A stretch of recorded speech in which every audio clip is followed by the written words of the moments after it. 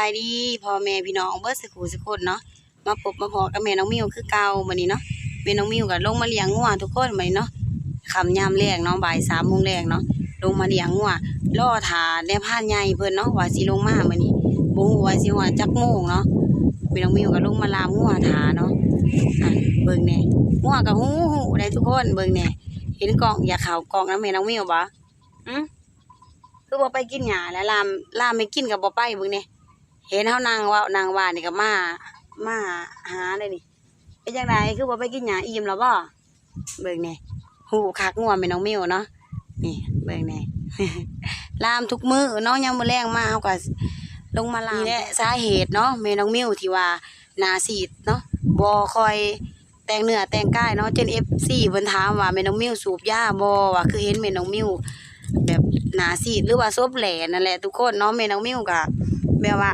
บ่ได้ค่อยแต่งโตเนาะอยู่แบบธรรมชาติไปแต่น้ำงัวน้ำข้วยแบบนี้แหละทุกคนเนาะทีน้อยเฮาขึ้นไปจ่อเบิ่งในพานเพิ่นเนาะทุกคนในพานลงมาแต่ผู้บ่นี่มาแล้วมานบ่รอบนี่มาน2 แต้มโอ้ว้าวคือมานคักแท้มานอีเห็นได้ล่ะจังได๋พานท้องแท้บ่มานบ่แมงแดงจังตุ่มรอบนี้บ่มูบ่เรียกแมงแดงนี่จักล่าอยู่นี่ว่าทั้งแมงเหลืองทั้งแมงแดงเหลือโตเนาะมานฮอนหน้ามื้อนี้100นะโพ่นจะได้พ้นตกแห้งแห้งอีดีคนหั่นตัวทางนี้ก็บ่เห็นตกมีแต่ผ้าพางหัวห้องสนั่นอยู่ไปตัวเนาะโอ้ลืมนะหมอนว่ากันกินข้าวกินน้ำหรอบ่กินแล้วจะกินมึงจะหาแกงมาใหม่แล้วแกงแซ่บบ่จะบ่แกงแม่นหมูคักเนาะขอบใจแกงหน่อไม้ไล่ซ้ำได้หาใส่เฮ็ดปวกแม่นกินจะเป็นบ่ได้เนาะผ่านเพิ่นลงมาแต่ผู้เนาะทุกคนหิวข้าวคือเก่าแกงหน่อไม้คือเก่าทุกคนตอนรับก็ได้เนาะตอนนี้เนี่ยป้ามันก็สิได้แยกย้ายมาเฮือนไปโชคดีเห็นเมื่อเฮือนเมื่อซ่านเพิ่นแล้วเนาะตอนนี้เนี่ยผ่านกับเมื่อเฮือนเมื่อซ่านไผมันแล้วเนาะแม่น้องมิวก็สิมาเบิ่งว่าไผใหญ่เพิ่นมานยังแน่เนาะนี่บ่มีหยังแน่เอาประตาดมาแน่เบิ่งสิเบิ่งมีอีหยังแน่มื้อนี้มานอีหยังได้ป้าบ่ป้าเปียก็ได้อยู่ต้มแล้วบ่ป้าเปียกเอาต้มมาก่อนแล้วบ่ป้าเปียก็ต้มไว้เลยแหละปลากับชีนมันชีนมิ้นนี่นี่ทุกคนเพิ่นมาเนาะไก่ก็ได้คนราคาเพราะว่าหลายคนแบ่งกันคิดอยากอมห้อยมื้อนี้เป็นที่ออมปลาดุกเพิ่นได้มาเนาะทุกคนที่ออมใส่หอยเนาะให้เพิ่นต้อยได้แม่น้องมิวก็สิเอาของแห้งเข้าตู้เย็นไว้เนาะนี่แม่น้องมิวสิเก็บเมียนแล้วก็สิลงมาให้กินให้อย่างนำเพิ่นเนาะรอบนึงทุกคนบ่ได้แต่กินแต่นี่แหละปลานี่เอามากินอยู่บ้านเนาะออมหอยอยู่ป่าเฮาก็บ่ค่อยได้มีเวลากินออมหอยออมหยังนะเฮาอยากกินแต่เนื้อลายรอบนี้ก็ได้กินแต่สัตว์น้อยนั่นแหละเพราะว่าลูกชายน้อยหั่นบ่ให้ไปเลยบ่มานพ่ออยู่แต่ว่าบ่ได้ไปกับพ่อจะก็ได้เชื่อ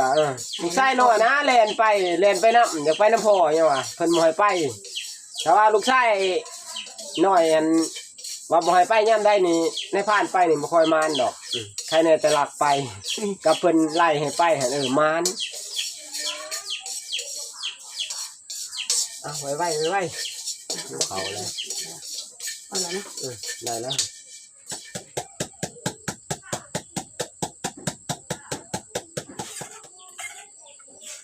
มันจังมันเดี๋ยวมันจะออกนี่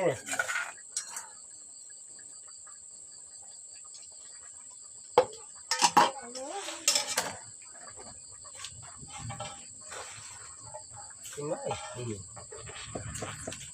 ลาที่ขาวบ่ลูก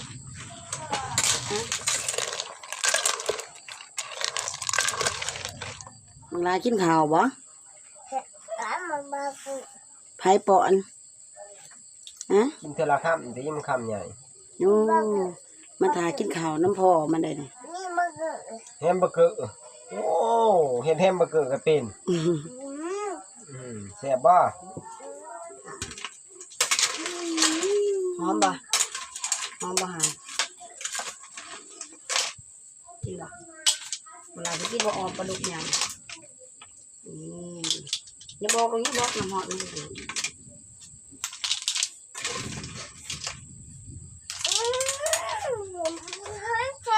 หอมเหรอน้ำกันแต่บอกกินบ่แม่ใช่ลาไทยมามั้งมีแต่ห้ามบ่บ่นี่กินข้าว เดี๋ยวมีกินบ่ เสียบ่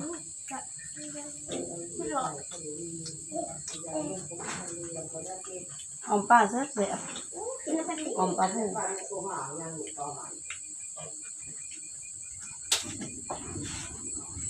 มาเลยลูกกินลูกกิน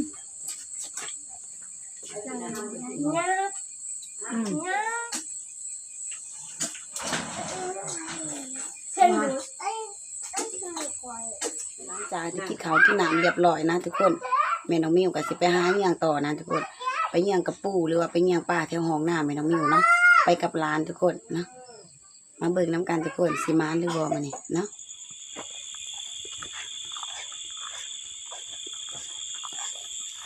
แม่น้องมิวไปกับหลาน2 คนมานี่เนาะนี่ยังตามห้องนี่แหละห้องหน้าแม่น้องมิวนี่แหละเนาะยังกระเตียนอยู่ค่ะจิโปมเนาะทุกคนเบิ่งเนี่ยจิโปมจนออกแต่หูเนาะเพราะว่ามันเป็นยามเกี่ยวข้าวแล้วเนาะนี่มันไข่จิโปมออกจากหูแล้วเนาะเป็น11 12แหละ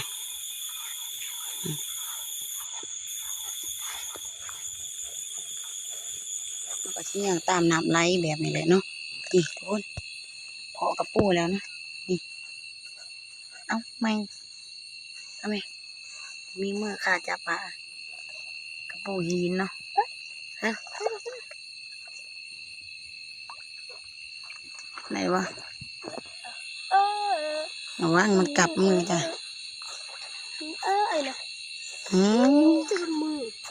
เอาละไม่เลยเอากลับมือแล้วมันกลับมืออะไรเห็นบอกตัวน้อยๆหนึ่งยังไงมันกลับมือ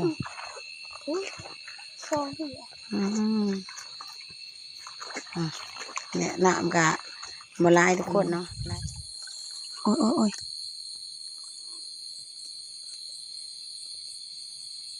โอ้มันสิกลับมืออีกบ่ตัวแม่ยางดีบางแน่ทุกคนไปกระปูยีนกระปูห่องนี่ตัวหนึ่งทุกคนโอ้ยเนาะเกือบบ่ทันตัวแม่อีกแล้วว่าถูกกระปูย่ำนี่มันคักเลยทุกคนเนาะกระปูหอยปูห่องนี่มันคอยไปเบิ่งป้าน้ำ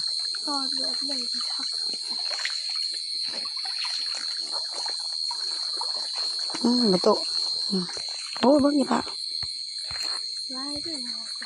ป้าน้ำอีกตัวนึงนี่โอ้หมวนเด้นี่ตัวเมย์อีแล้วผลเลื้องเหอะเลยป้าทูแต่ตัวเมย์เนาะไปมันออกยังมันขึ้นมันสิออกแบบนี้เนาะทุกคนมวนขาด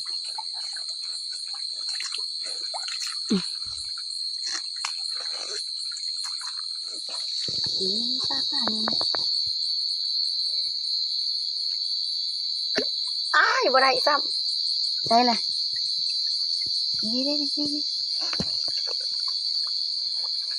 เล่นไผ่จับได้ปะเลยได้อันนี้โอ้ยเด็กแต่ห่างบ่ห่านจับเด้อเนี่ยอย่ามันปากมือนี่จะได้ละบะนี่โอ้ย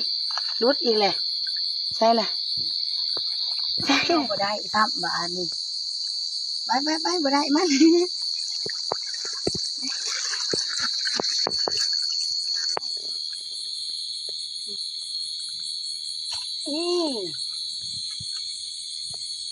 ได้ปะเลยโอ้ย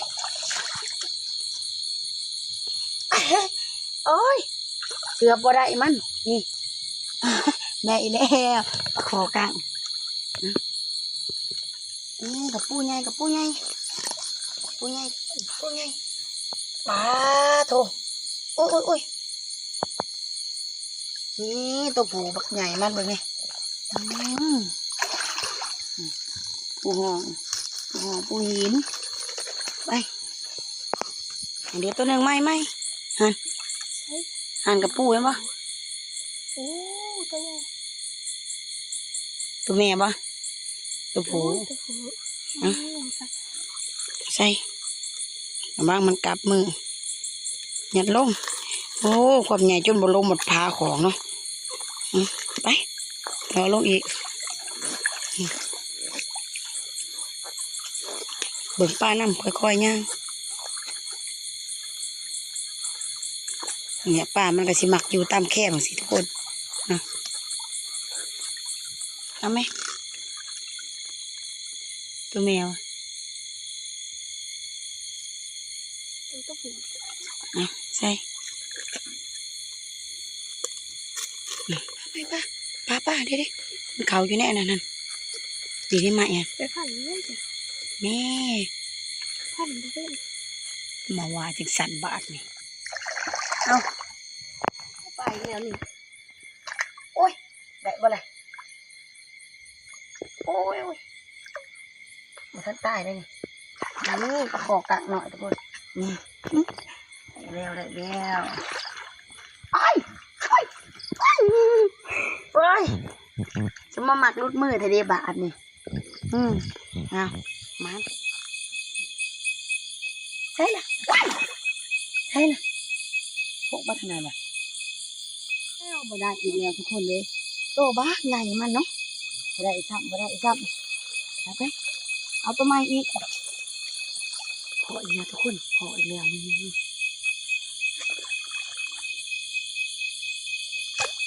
อ้าวบ่ได้อีกแล้วนี่ไปนี่ได้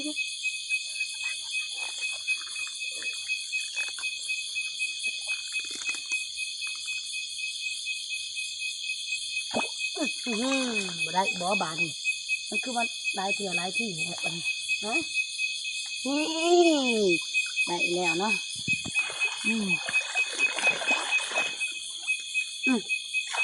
เป็นว่าสิบ่ได้เพิ่นพออีกแล้วโอ้ยคือว่ามีงูอยู่น้ำบานกับอันกระปูงูนี่กระปูนี่งูเอาผ้ามาสิผ้าอันนั้นเนี่ยทุกคนกระปูเนาะกระปูมันสิกินงูมึงเนี่ยมันหนีไปเนาะเนี่ยบักใหญ่มันเนาะเมนูมีเสี้ยวกระปูใหญ่บ้านี่โอ้มันเก่งแห้งทุกคนมันเก่งแห้งเนาะมันสิเอางูได้ของยาเนี่ยมันสิกินงูป่าเนาะมันหนีไปโอ้ยเมนูมีบ้านเนาะขึ้นมาอย่ามันหนีบมือนี่ทุกคนนี่ตัวบากใหญ่มันเบิ่งในพุ่นสิพอมันจังสามารถหนีบงูได้เนาะอยากจนบ่ลมก่อนนี่เอา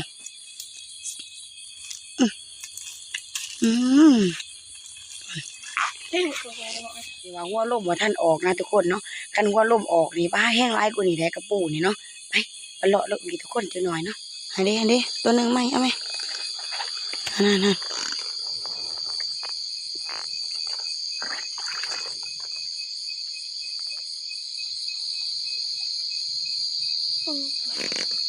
โอ้ก็เป็นไง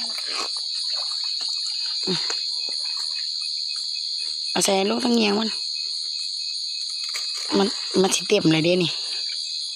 เรื่องงานเต้นเรื่องงานบักใหญ่มันเห็นปะ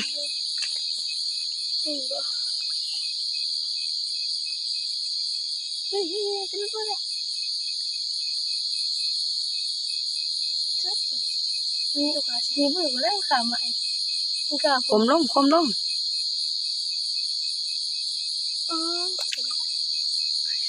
จับ จับคางนี่ตีเอามาสิหนีบมือ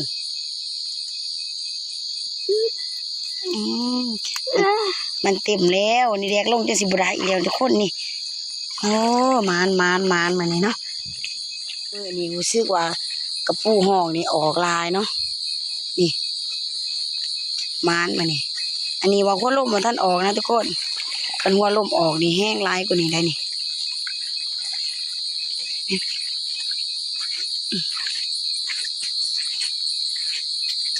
ปลาดุกใหญ่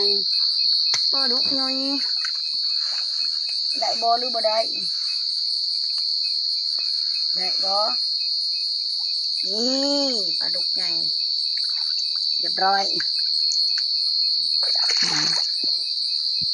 โอ้ทองตัวนี้มีปลาหลายตัวขนาดตัวติดแล้วกระปูฉันนี่โอ้ยโอ้ยโอ้ยกวน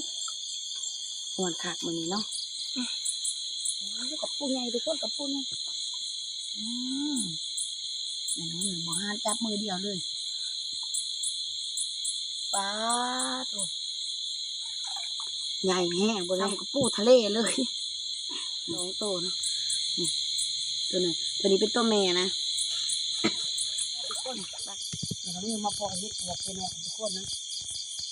กำลังบ้านแกงเนาะแต่ว่าแม่น้องหนึ่งจะอ่อนเก็บเอาเลยนี่ถ้าที่ใจใช้แหละกระปูเฮากับเต็มคลองเลยเต็มซองของเนาะนี่ต้นกำลังสิเกิดเมื่อเลยมาเพาะอันนี้เบิ่งแม่ทุกคนเดี๋ยวมันเนี้ยกำลังบานแข็งๆเลยนี่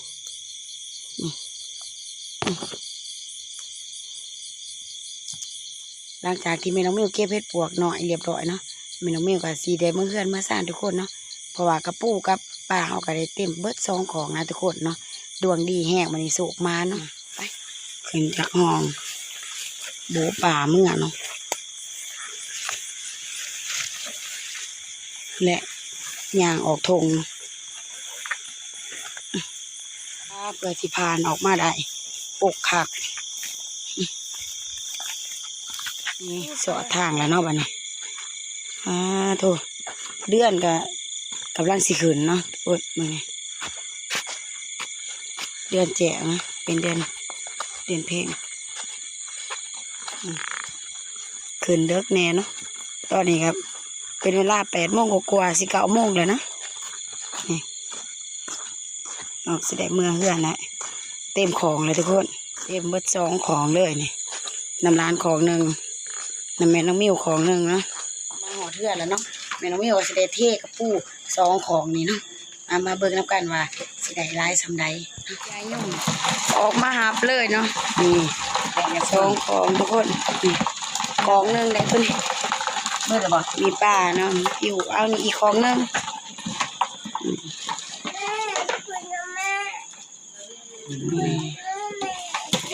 คนไหนกำลังมาเป็นอย่างนี้ซองของทุกคนนี่